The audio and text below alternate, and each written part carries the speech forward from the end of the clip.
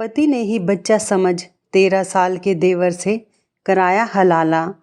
फिर देवर ने जो मेरे साथ किया वो जानकर आपके भी होश उड़ जाएंगे। दोस्तों, आज की कहानी मुस्लिम समाज से जुड़ी हुई है। ये कहानी सलमा नाम की एक खूबसूरत लड़की की है। आइए सुनते हैं सलमा की आप बीती। ये कोई कहानी नहीं है बल्कि एक सच्ची घटना है।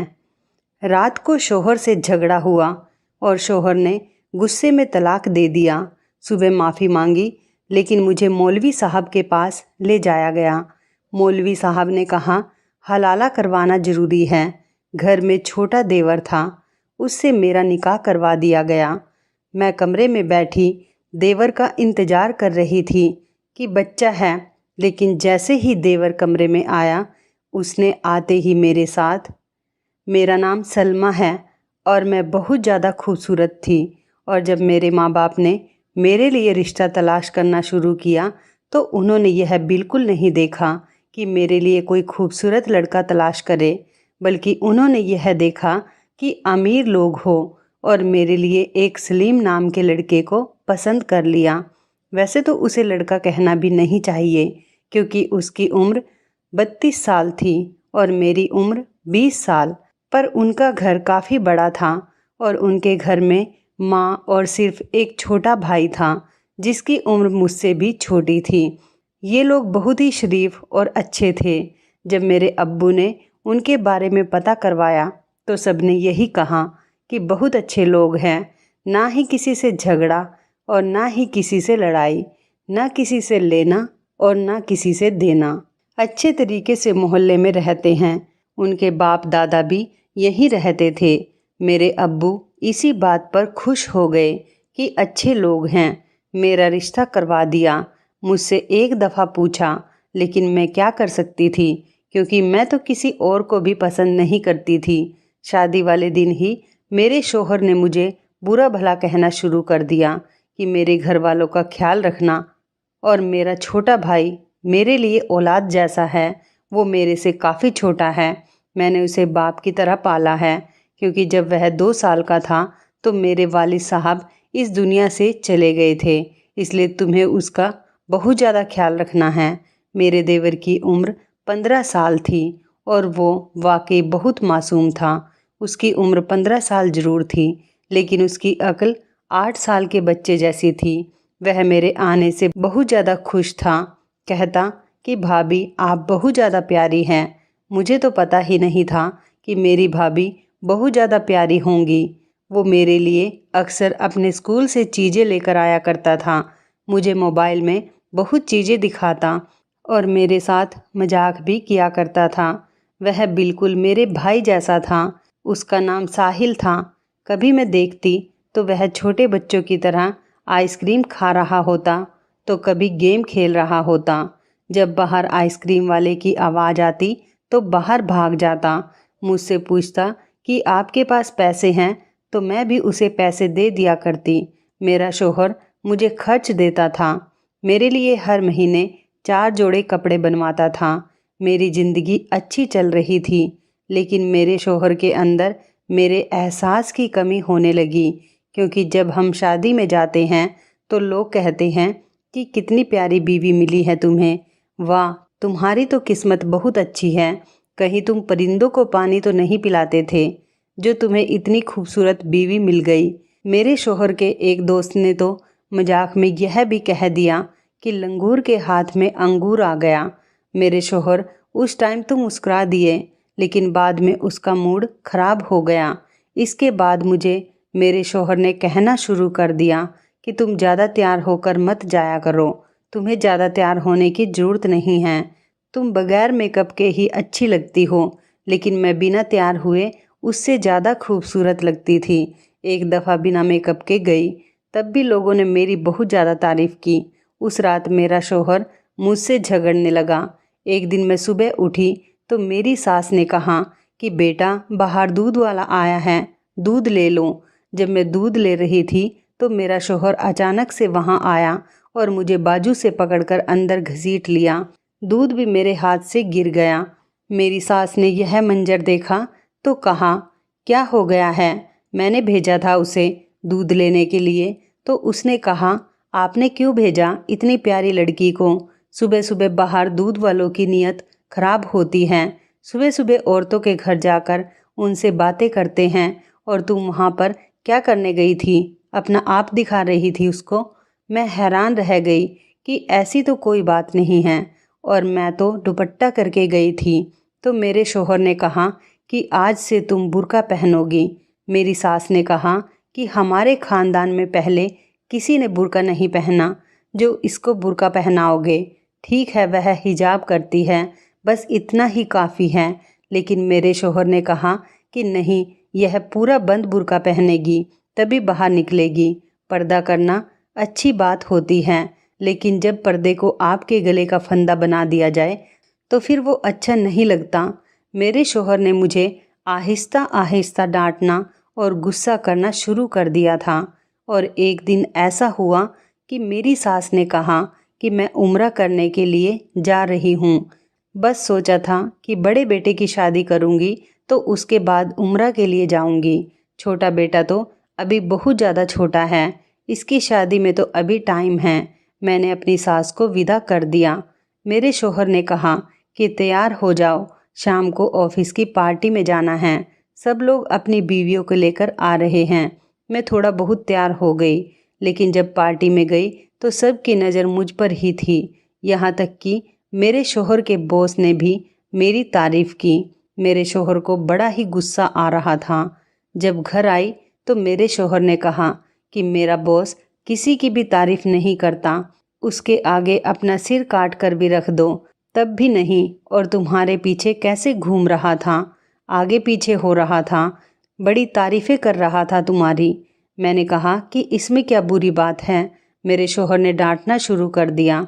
मैं भी तंग आ गई थी। मेरे शोहर ने कहा, आज से तुम जरा सा भी मेकअप नहीं करोगी। मेरे शोहर ने सारा मेकअप उठाकर फेंक दिया और इसके बाद कहा कि कोई मेकअप, गहना, जेवर भी मुझे तुम पर नहीं चाहिए। मैंने सिर्फ इतना कह दिया कि आप गलतफहमी का शिकार हो। मेरी ज़ुबान से ये लफ्ज़ निकल आए और मेरे शोहर ने चीखना चिल्लाना शुरू कर दिया। उसने मुझे तलाक दे दिया।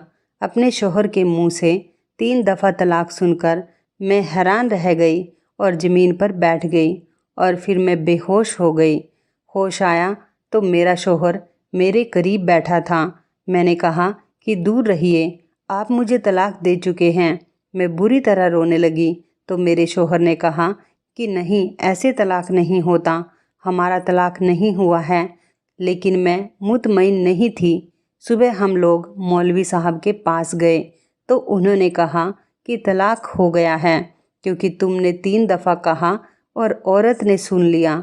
अब हलाला करना पड़ेगा, नहीं तो यह तुम पर हराम हो चुकी है।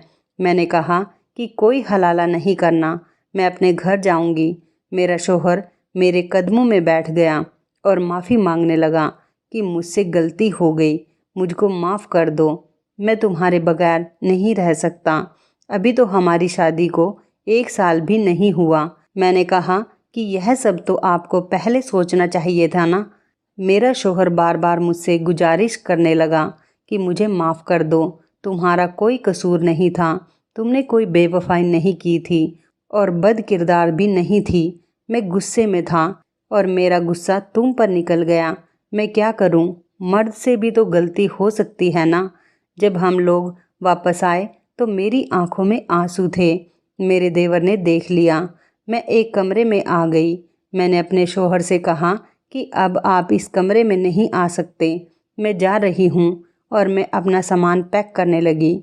मेरा शोहर बच्चों की तरह रोने लगा और उसने कहा कि तुम्हारे साथ भी तो बुरा होगा जब तुम 6 महीने बाद जाकर यह सबको बताओगी कि तुम्हारा तलाक हो गया है।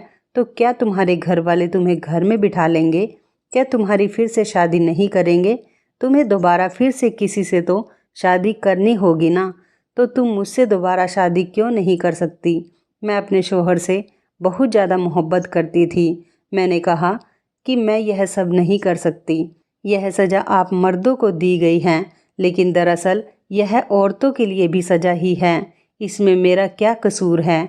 तलाक तो आपने दिया है, तो सज़ा मैं क्यों लूँ? आपको तो कुछ भी नहीं होगा।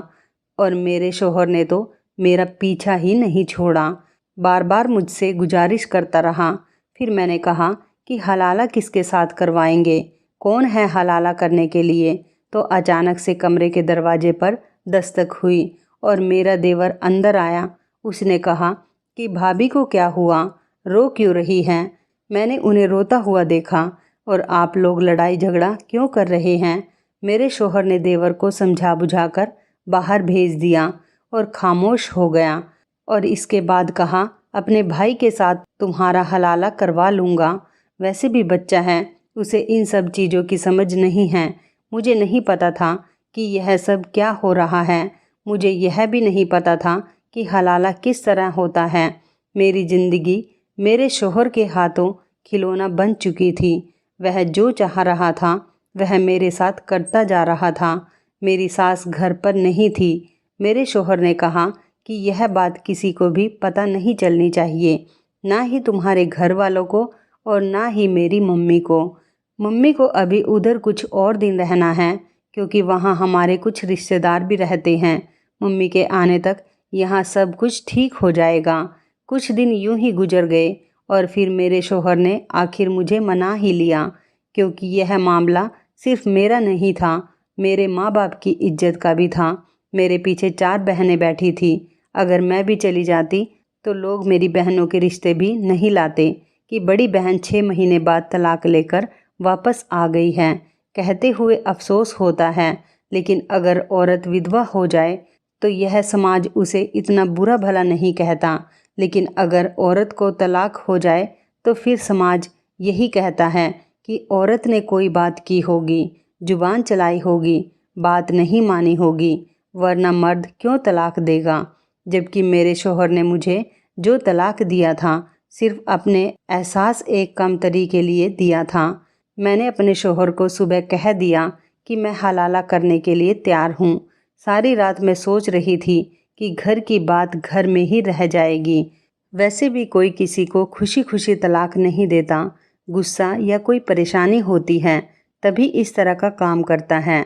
मेरा शौहर बहुत ज़्यादा शर्मिंदा था, मुझसे बार बार माफ़ी मांग रहा था। मेरे पैरों में भी बैठ गया कि मुझे माफ़ कर दो। उसने दोनों हाथों से मेरे पैर पकड़े हुए थे।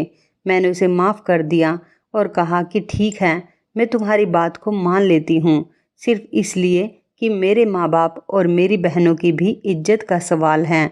लेकिन इस बात की क्या गारंटी है कि तुम दोबारा ऐसा नहीं करोगे। मेरे शौहर ने कहा कि दोबारा ऐसा कभी नहीं करूँगा, खुदा की कसम खाकर कहता हूँ। इस टाइम मैं यह नहीं जान पाई कि उसने मुझसे निकाह भी तो खुदा की कसम खाकर ही किया था। मैंने शौहर को कहा कि आप देवर को किस तरह से समझाएंगे। उसका नाम साहिल था, वह बच्चा था। मेरे शौहर ने कहा कि मैं उसको समझा दूंगा, और वैसे भी बच्चा है, तुम्हें डरने की ज़रूरत नहीं है, कुछ भी नहीं होगा, बस हलाला पूरा हो जाएगा और इसके बाद तुम दोबारा से मेरे निकाह में आ जाओगी। मेरे शौहर ने मेरे देवर को समझाकर उसके साथ मेरा निकाह करवा दिया। मैं इस वक्त किस हालात से गुजर रही थी यह मैं ही जान सकती थी। जिस लड़के को अपना छोटा भाई समझती थी, उसको एक बच्चा समझती थी, आज उसके साथ मेरा निकाह हो रहा था। यह बात कानो कान किसी को भी खबर ना हो, इसलिए मेरा शौहर हर बात का ख्याल रख रहा था। उसके साथ उसका एक दोस्त भी था जो उसका साथ दे रहा था, और वही गवाह भी था, और बाकी के गवाह भी वही लेकर आया था। उसने कहा कि बहुत अच्छा ख्याल है, सबसे गलती हो जाती है, कोई बात नहीं। उसके लिए तो ये गलती बहुत आसान थी। मर्द के लिए तो गलती करना भी आसान और गुनाह करना भी आसान है, और औरत के लिए तो उसकी मजबूरी को भी गुनाह बना दिया जाता है।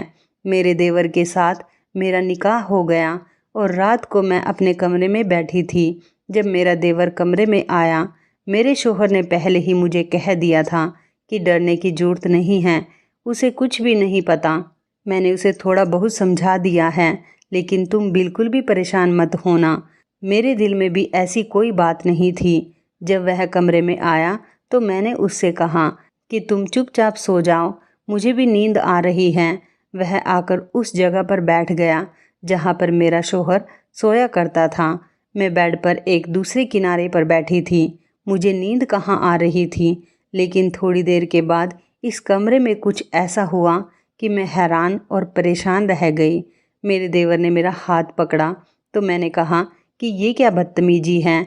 उसने कहा कि जब भाई तुम्हारा हाथ पकड़ते थे तो क्या हुआ, बदतमीजी करते थे। मैंने कहा कि वो मेरा शौहर है। उसने कहा कि वह तुम्हारा शौहर नहीं है, मैं तुम्हारा शौहर हूँ। अभी अभी मेरे साथ तुम्हारा निकाह हुआ है, 4 गवाह के साथ। मौलवी साहब ने हमारा निकाह पढ़ा है और तुमने खुद कबूल किया है। मैंने कहा कि ये निकाह नहीं, हलाला है।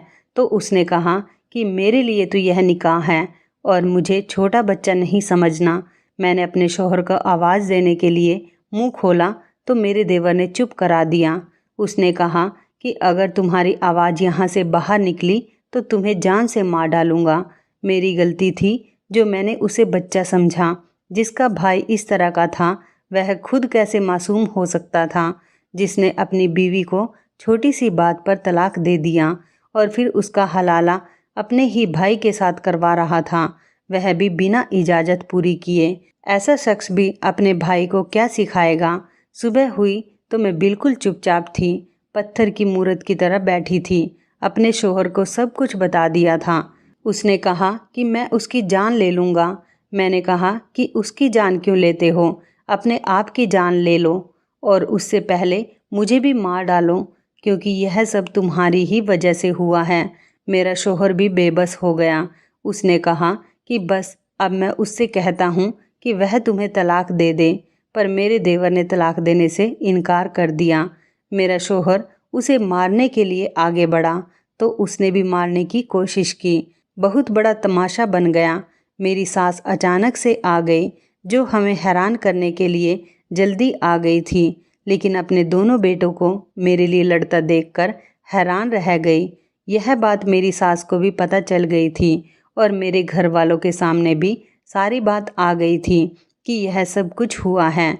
सारे लोग ही सर पकड़कर बैठ गए कि हम लोग उनके पीछे क्या करते रहे। उन्होंने तो इतना बड़ा तमाशा बना दिया। जब सारे लोगों ने मुझे अपने साथ बिठाया बात करने के लिए, सबके ही अपने सवाल थे। मेरे शौहर का कहना था कि मुझसे गलती हो गई। मैं तो अपनी गलती को सुधारने की कोशिश कर रहा था। इस्लाम में ये तरीका इसलिए बताया गया है, अगर किसी से गलती हो जाए तो अपनी गलती को ठीक करने की कोशिश करे। दूसरी तरफ मेरे देवर का यह बयान था कि मुझे पहले से ही भाभी पसंद थी और अगर मेरी शादी उनके साथ हो गई है तो इसमें क्या बुरा है।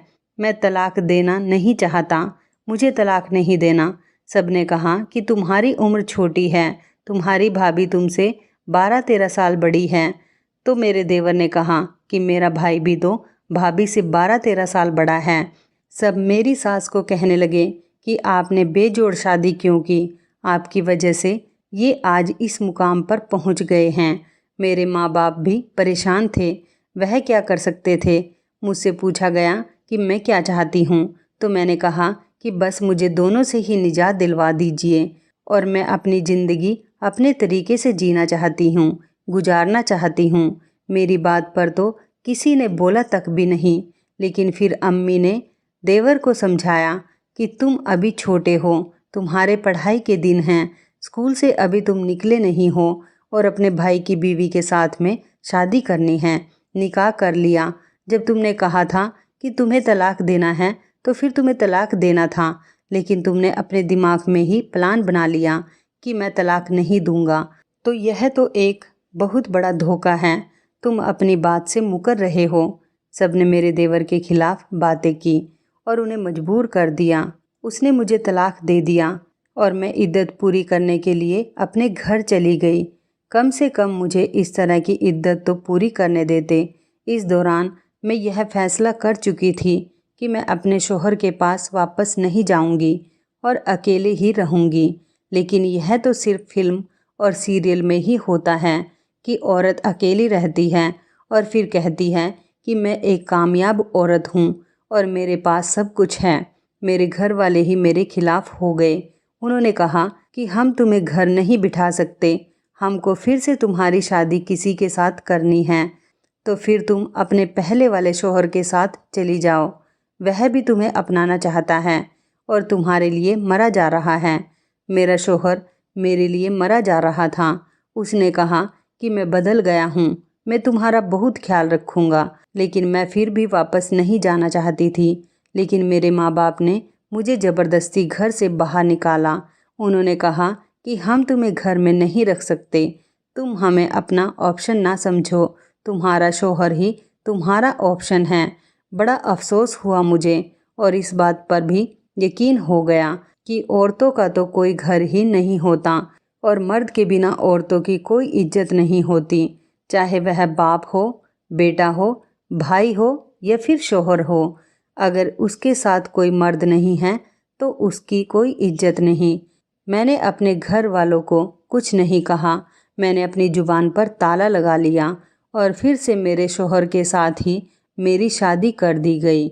हम अब दोनों फिर से एक मियाँ बीवी हो गए थे। लेकिन मेरे शौहर ने कहा कि मैं इस घर में नहीं रहूँगा, अपनी बीवी को लेकर अलग हो जाऊँगा। इस बात पर मेरी सास ने शोर मचाया, लेकिन मेरे शौहर ने किसी की भी बात ना सुनी। उसने एक किराए पर घर ले लिया और मुझे वहाँ पर शिफ्ट करवा दिया। हम घर वालों से काफ़ी दूर हो गए थे, मुलाकात भी बहुत कम होती थी। मैं पहले जैसी नहीं रही थी, बात बात पर रो रही थी। रात को मुझे बुरे बुरे ख्वाब आते थे। मेरा शौहर भी मुझको लेकर बहुत परेशान रहता। लेकिन एक अजीब बात थी कि मेरा शौहर बदल गया था और मेरा बहुत ज़्यादा ख्याल रखता था। मुझे किसी भी बात से मना नहीं करता था। मुझे कहता है कि बस तुम खुश रहो, मुझे और कुछ भी नहीं चाहिए। मुझे बहुत बड़ा सदमा लगा था। मेरे शौहर ने मुझे डॉक्टर को दिखाया और मुझे ठीक होने में 2 साल लग गए थे। डॉक्टर ने कहा था कि इन्हें बहुत बड़ा सदमा लगा है, इनको खुश रखने की कोशिश किया करें। और अब मैं 2 साल के बाद ठीक हो गई थी। दोस्तों, ये थी सलमा की आप बीती। आप इस कहानी के बारे में क्या कहना चाहेंगे? क्या इस्लाम धर्म में ये सब बातें सही होती हैं या इन रस्मों का विरोध करना चाहिए? अपने उत्तर कमेंट बॉक्स में ज़रूर बताएं, हमें इंतज़ार रहेगा। तो इस कहानी के बारे में आपकी क्या राय है, कमेंट करके ज़रूर बताइएगा। दोस्तों, आपको हमारी ये मज़ेदार कहानी कैसी लगी, आप हमें कमेंट बॉक्स में ज़रूर बताएं। यदि आपके पास भी ऐसी कोई प्यारी सी कहानी है या फिर ऐसी कोई कहानी जिससे कुछ शिक्षा मिले, तो आप हमारे साथ उसको ज़रूर शेयर करें। दोस्तों, यदि आपको हमारी ये वीडियो अच्छी लगे तो आप हमारी इस वीडियो को लाइक शेयर ज़रूर करें और ऐसी ही दिल को छू लेने वाली प्रेरणादायक कहानियाँ सुनने के लिए हमारे चैनल को भी सब्सक्राइब करें। यदि आप हमें फेसबुक पर देख रहे हैं तो आप हमारे फेसबुक पेज को लाइक और फॉलो ज़रूर करें। तो दोस्तों, फिर मिलते हैं ऐसे ही ज़बरदस्त कहानी या टिप्स के साथ नई वीडियो में। तब तक के लिए आप सभी का धन्यवाद। आप सभी अपना ख्याल रखना। आपका दिन शुभ व मंगलमय हो।